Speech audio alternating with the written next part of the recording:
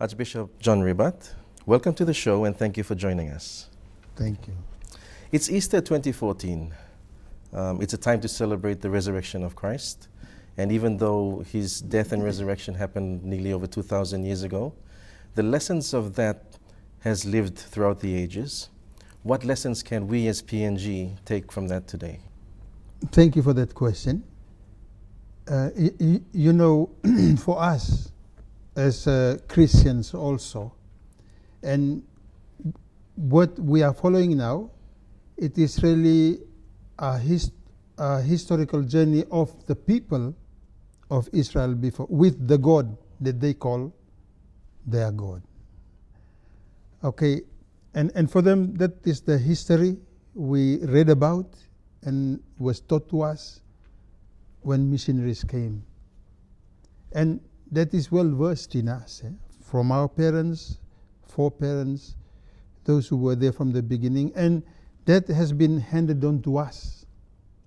And it is important that we take on this. And so for us today, as Christians, we are happy to continue on this history in our life. And we don't say that it is a history that is far away from us. It is a history that has embedded in our lives, in our practices, in our thinking, and in our life.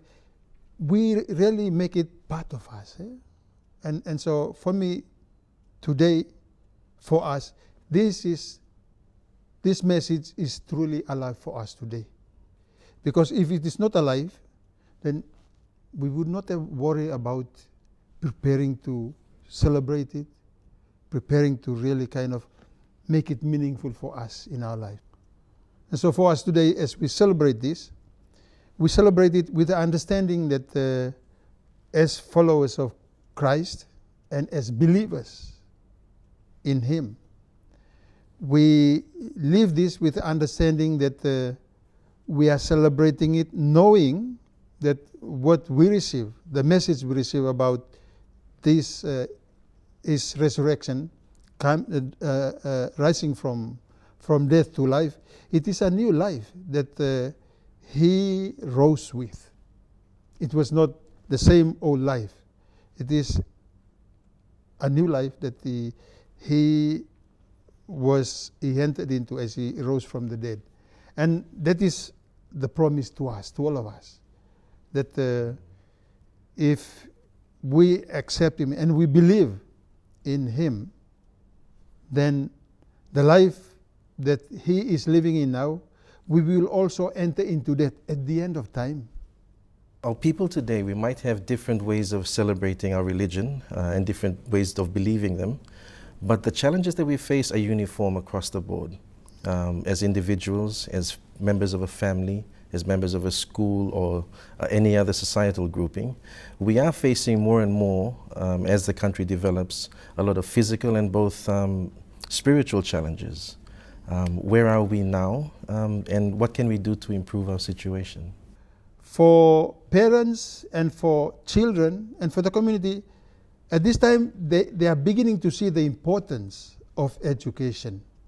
What will education bring for them, for the children, and for the family as a whole, or for the community, or for the church that they are in, and these are vital awareness that they have, and thinking that they have about, for example, take the school, and it is through this that it opens up way for the children, and also the parents, the community are learning from those in school.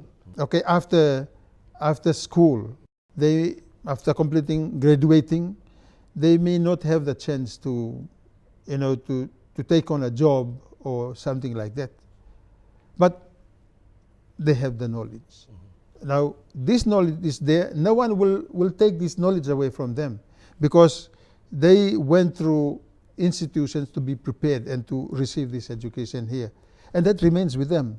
So I think there must be a way of really encouraging these people who have been through to school and so on to try to use this knowledge somehow, maybe not in the same way as they were prepared to do in place of work and so on, but back at home, how can they do this well? Because now there are more opportunities to do this when you are at home.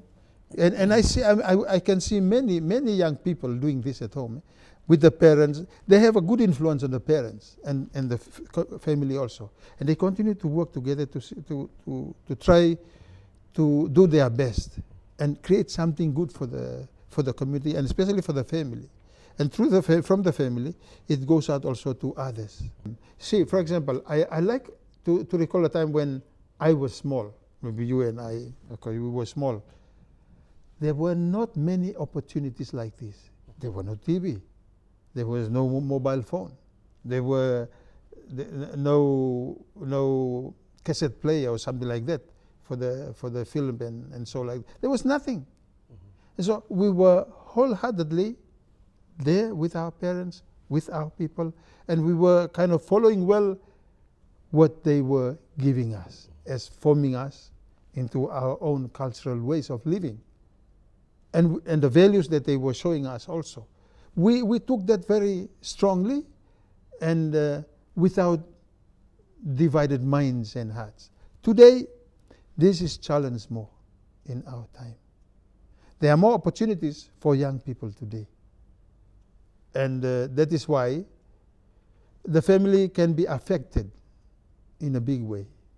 Would you put that down to standards of values diminishing over the years, or is it because there's just too much going on for them to focus on? For me, I would put it this way. I think it would be too much for them going on at the same time because they are growing up still and they're discovering many things. And of course, what you said also about diminishing of values over the years, that is very true. That is also part of it.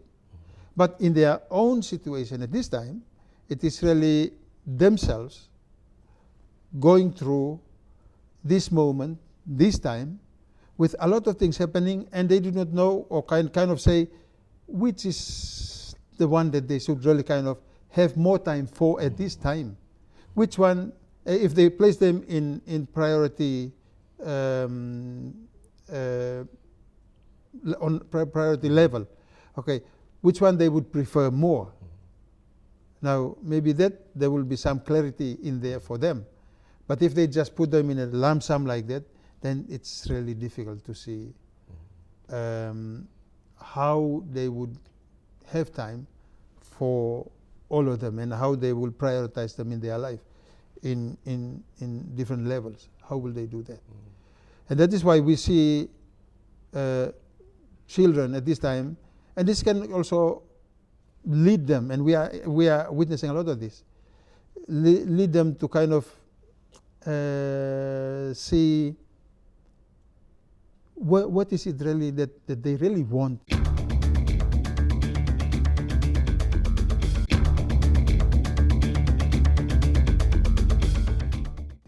So we've started talking about family values and the family unit as a mode of immersing the children and the ones growing up within that unit for grooming them for the future.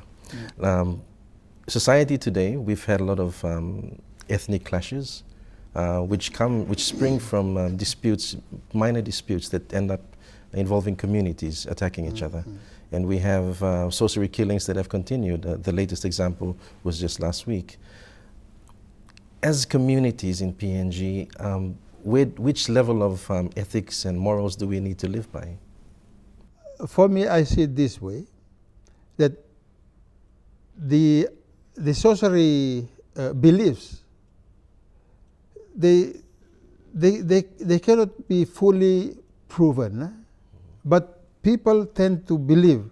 We tend to believe that it happens like that, and he's the cause of it. Always with the sorcery thing, someone is the cause of it. Someone is really the cause of that. We believe in spirits, but then someone must be the one to initiate so that the spirit goes this way and this is done. And so this is what we believe. But for me, this is what I would say.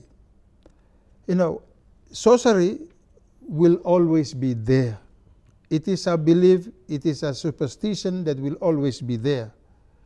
And it is part of our life. Nothing will really diminish it from us, because it was there from the beginning. Of course, we are hearing and knowing from the gospel that even the evil spirits in the time of Jesus, or the spirits that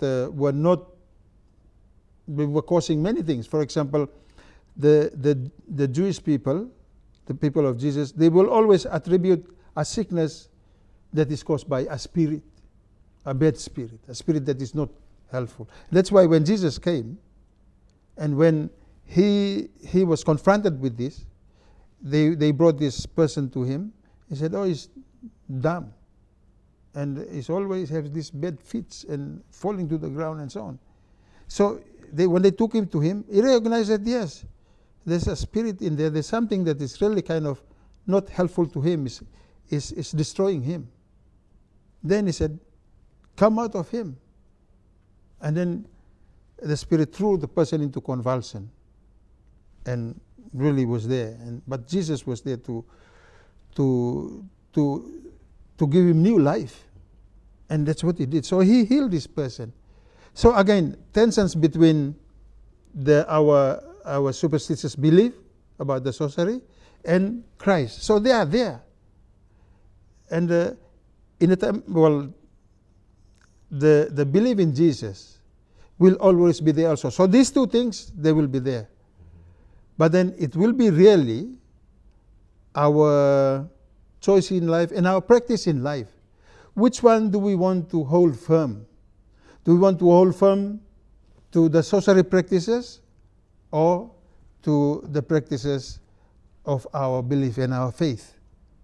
You know, when the missionaries came, a lot of these things, the superstitious belief or sorcery, kind of slows down, it went down. Now this time it's coming up again, and people are kind of seeing that the sorcery practices and beliefs as a way, they see it as a way that is controlling their life now. The life about the Christian faith is slowly going down. So we have to really make a distinct choice here.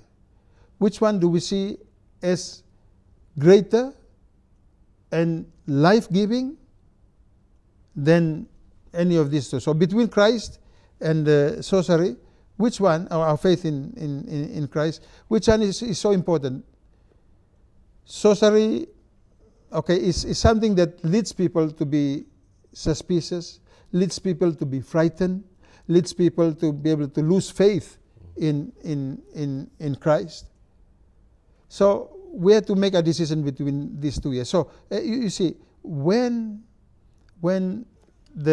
our faith in Christ was strong, yet at that time when missionaries were very strong, and maybe for the first time they came and really they were leading our people and so on, and it was very strong, and people were fully aware of this, and they were making a very strong decision, firm decision, that yeah, we want to follow this, and we want to give up this, we want to give up these practices here. And it was very peaceful at that time. But at this time, okay, life and our faith has been affected because of many things that have come. The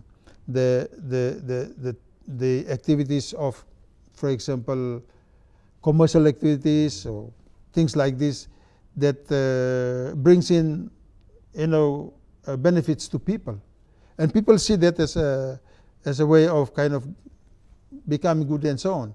Now, some are saying, seeing this like this, there must be a way of slowing them down or really kind of getting rid of them.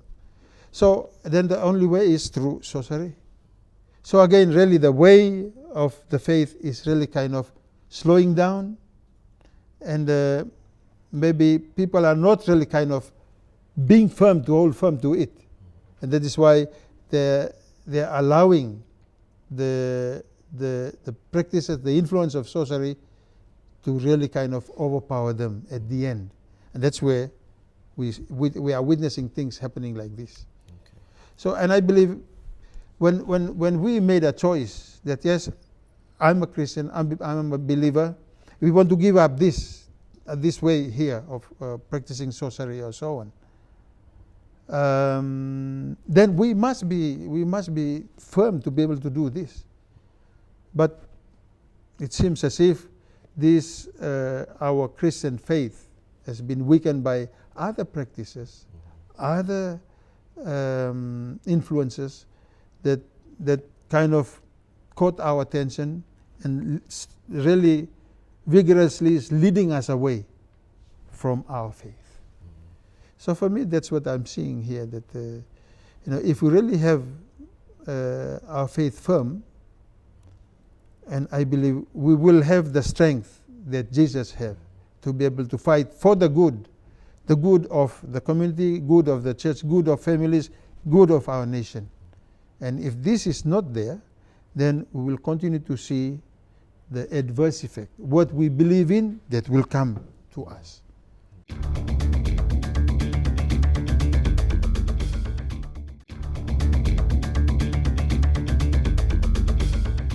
You've been very outspoken under the auspices of the Catholic Bishops' Conference and through the PNG Council of Churches, especially on national issues which the churches feel they need to give an opinion on. By doing that, is that a signal to say that our political leaders or people in leadership do not have the moral grounding for good, strong moral judgments or decisions?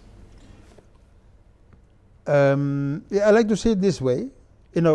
Leaders are leaders, and they have their way of seeing things.